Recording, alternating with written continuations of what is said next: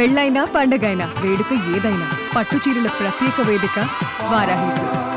ఇబ్బంది కదా. కాంగ్రెస్ పార్టీ అంటే రాష్ట్రాన్ని విభజించింది కాబట్టి ఏపీలో పుట్టగతులు లేకుండా పోయింది. ఆ రోజులో కాంగ్రెస్ పార్టీ చాలా ఉంది. మీరు ఒక్కరే కాదండి. కిరణ్ కుమార్ రెడ్డి ముఖ్యమంత్రి పదవి చేసిన కిరణ్ కుమార్ రెడ్డి గారు ఈరోజు బీజేపీలోకి వెళ్ళిపోయారు.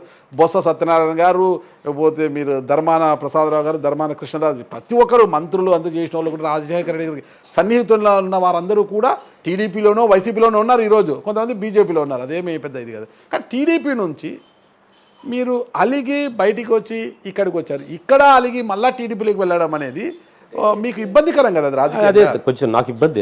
నాకు కూడా బాధ ఫీల్ అవుతున్నాను నేను కూడా. కానీ నేను టీడీపీ నుంచి నేను వచ్చిన పరిస్థితి మీకు ఇందా చెప్పాను కదా.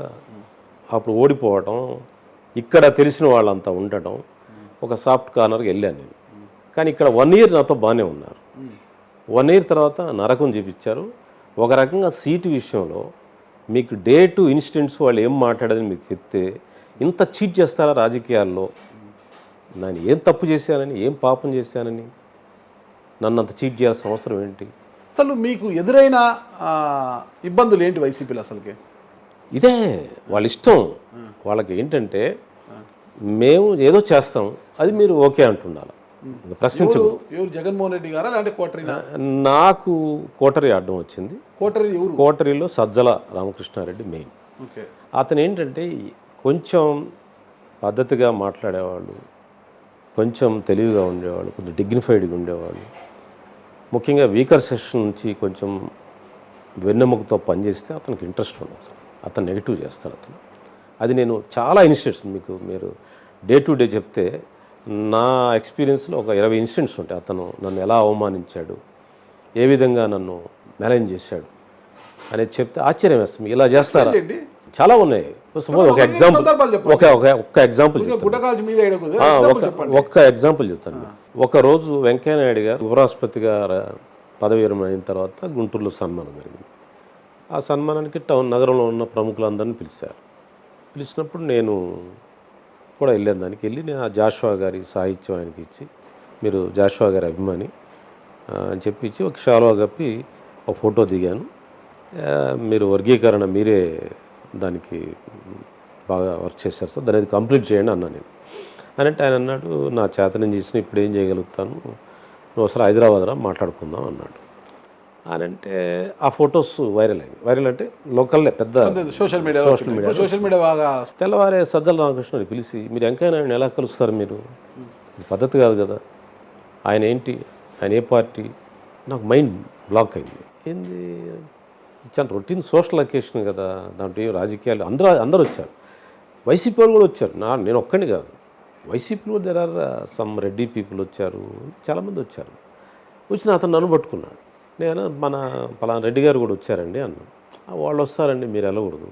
మీకు వాళ్ళకి తేడా ఏంటి? రెడ్డి గారు వెళ్ళొచ్చు, మీరు వెళ్ళకూడదు అన్నాడు. అనేసరికి నాకు అంటే ఏంటా నాకేం అర్థం కాలేదు. లేదండి నాకు క్లబ్ కనపడని పిలిస్తే వెళ్తుంటాం కదా పెళ్ళిళ్ళకి, ఫంక్షన్లు, వాటికి, అంతే రొటీన్కి వెళ్ళానండి అని. లేదు వెంకయ్యనాయుడు ఎవరు, మనకు యాంటీ అతను, ఎలా వెళ్తారు మీరు వెళ్ళటానికి వీల్లేదు, అది దాన్ని. సరే సార్ అన్న. అలాంటి ఇన్సిడెంట్స్, ఈ సిల్లీ థింగ్స్. అతను నా వయసు ఏంటి, నా సీనియారిటీ ఏంటి, ఈ నగరంలో అనేక ఫంక్షన్లు జరుగుతూ ఉంటాయి, అనేక కార్యక్రమాలు జరుగుతుంటాయి. ప్రధానికి అన్ని రాజకీయ పార్టీలు పిలుస్తారు సోషల్ అకేషన్స్లో, నన్ను కూడా ఆహ్వానిస్తుంటారు. నేను వెళ్ళాను, ఒక సీనియర్ మ్యాన్ పెద్ద ఆయన వచ్చాడు. దానికి నన్ను ఒక చిన్నపిల్లవాళ్ళు అనేటట్టుగా గద్దిస్తూ మాట్లాడు. దానికే మీరు పార్టీ మారారా? అదొక సంఘటన. ఇక అట్లా చెప్పుకుంటూ పోతే ఒకరోజు social media warriors meeting, social media workers meeting జరిగింది. ఆ సోషల్ మీడియా వర్కర్స్ మీట్లో నేను, మరి రాజశేఖరు, పొన్నూరు ఎమ్మెల్యే కిలారి రోషి, ఇట్లా మేము తెనాలి ఎమ్మెల్యే, మేము అందరూ వెళ్ళాము. వెళ్ళి నేను అక్కడంతా పాపం యూత్ అంతా బీటెక్ ఎంటెక్ చదువుకున్న వాళ్ళు సోషల్ మీడియా, మేము అది చదువుకున్నామన్నా, మేము అది చదువుకున్నాం, సోషల్ మీడియాలో మేము కష్టపడుతున్నామన్నా, మమ్మల్ని ఎంకరేజ్ చేయట్లేదు పార్టీ, అది ఇది అంటున్నారు.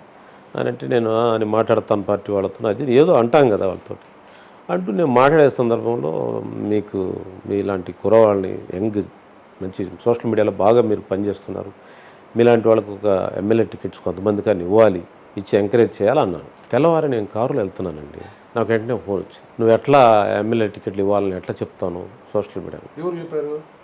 సజ్జల అని అంటే నేను అన్నాను, ఏముందని మహిళా సమావేశానికి వెళ్తాము, మీరు రాజ్యాధికారంలో మీకు సగం భాగం కావాలంటాం. ఏముంటుందండి అన్న. కృష్ణమోహన్ రెడ్డి ఫోన్ చేశాడు. తర్వాత మళ్ళీ ఎస్సీ సమావేశానికి వెళ్తాం, మనకు దళితుల రాజ్యాధికారం రావాలంట. అంటే వచ్చేస్తే మేము వాళ్ళని ఎంకరేజ్ చేయాలి, ప్రోత్సహించాలని నేను అన్నాను. నువ్వు ఎట్లా మరి ఇక్కడ జగన్మోహన్ రెడ్డి గారి గురించి తప్పితే ఇంకేం మీరు ఎవరు మాట్లాడటానికి వీళ్ళు. అంటే అతను ప్రతి చిన్న అకేషన్ని నా మీద ఒక చాడీలాగా జగన్ గారికి చెప్పేవాడు. ఇంకా నాకు గుర్తు రావట్లేదు, ఇంకా కొన్ని ఉన్నాయి. ఎక్కడో నేను ఏదో ఒక మీటింగ్కి లేటుగా వచ్చాను అనుకో, సో అయిపోయిన తర్వాత వెళ్ళాను అనుకున్నాను. అసలు వాళ్ళు తిరిగి వస్తున్నప్పుడు ఎదురయ్యాను అనుకో, ఏందండి ఇంత ఆలస్యంగా వస్తే ఎట్లా ప్రోగ్రామ్కి అందరి ముందు. అంటే అతని మనసులో నన్ను కొట్టేయాలని ఉంది. అతను నా మీద అతను చెప్తా ఉన్నాడు. జగన్ దాన్ని ట్రాప్లో పడ్డాడు. సరే, మరి జగన్ గారు ట్రాప్లో పడ్డారు, సజ్జల గారు ట్రాప్లో పడ్డారు, మీకు అవమానాలు జరిగాయి. మళ్ళీ అధికారం ఉన్నప్పుడే మీరు ఎలాంటి పవర్ లేదు, మీకు వచ్చి టీడీపీలో చేరి టీడీపీకి మద్దతుగా నిలిచి పోరాటం చేసి కదా. నేను డిసెంబర్లోనే జగన్మోహన్ రెడ్డి గారు నాకు ఒక అపాయింట్మెంట్ ఇప్పించండి, నాకు అవకాశం ఇప్పించండి, వారిని కలిసి నేను చెప్తాను నేను ఏం జరుగుతుంది ఇక్కడ, ఇలాంటివన్నీ సిల్లీ థింగ్స్ జరుగుతూ ఉన్నాయి.